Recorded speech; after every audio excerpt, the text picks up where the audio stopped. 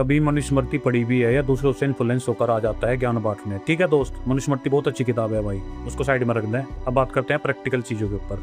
दोस्त, अगर धर्म में कैटेगरी सिस्टम नहीं था, मनुस्मृति में कैटेगरी सिस्टम नहीं था, तो समाज के अंदर ये भेदभाव क्यों है मेरे भाई?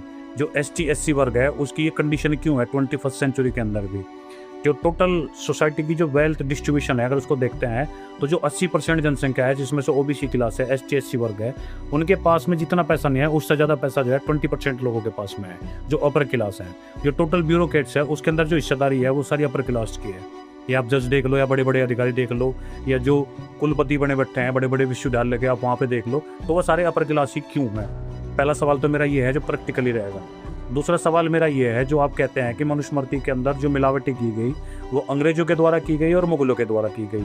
तो मुगल आए 1526 के बाद में, और अंग्रेज तो डेफिनेटली उसके बाद में आए, अगर आप पढ़े लिखे होंगे तो आपको पता होगा। तो दोस्त, लेकिन जो पहले यात्री आए, जिससे सबसे पहला आया फाहियान 34वीं शताब्दी में। फाहियान ने क्या लिखा? फाहियान लिखता है कि समाज के अंदर भेदभाव है, जो उसने देखा इस टाइम पे। यहाँ पे एक चांडाल कैटेगरी है जिसको अनटेज बोलते हैं, जिसको अनटचेबल बोलते हैं, उसको छू भी नहीं सकते। वो ग्राम और कस्बों के बाहर रहते हैं, और वो जैसे ही बाजार के अंदर आते हैं तो वो घंटी बजाते हैं ताकि लोग सूचित हो जाए और उनका साया किसी के ऊपर ना पड़े। तो ये जो चांडाल थे दोस्त, ये SC ST वर्ग था, जो भी 1 महीने के बाद में आपको कावड़ यात्रा में डीजे बजा के नाचता हुआ दिखेगा। इसके बाद में आता है दोस्तों ह्वेनसांग 7वीं शताब्दी में।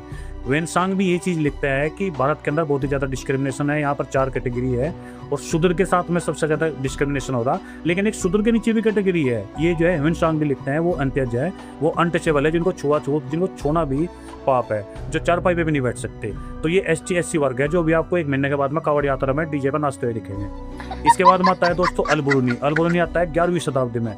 अल-बुरूनी लिखता है कि समाज के अंदर एक कैटेगरी सिस्टम यहाँ पर चला हुआ है। सबसे टॉप पर जो है वो ब्राह्मण है और क्षत्रिय बैठे हुए हैं। शूद्र के साथ में बहुत ज़्यादा डिस्क्रिमिनेशन है, और जो एक कैटेगरी ऐसी है जो अनटचेबल कैटेगरी है, जो SC ST समाज है, जो आपको 1 महीने के बाद में कावड़ यात्रा में नाचता हुआ दिखेगा। तो उसके साथ में तो इतना ज़्यादा भेदभाव है कि उसको तो छूना भी महापाप है। तो दोस्त, मैं मानता हूँ, चलो ठीक है, मैं आपकी बात बड़ी मान ली कि मनुस्मृति के अंदर कुछ भी गलत नहीं है। तो दोस्त, मुझे कोई महान वैज्ञानिक ये बता दे फिर समाज के अंदर प्रैक्टिकल रूप से ही भेदभाव क्यों है?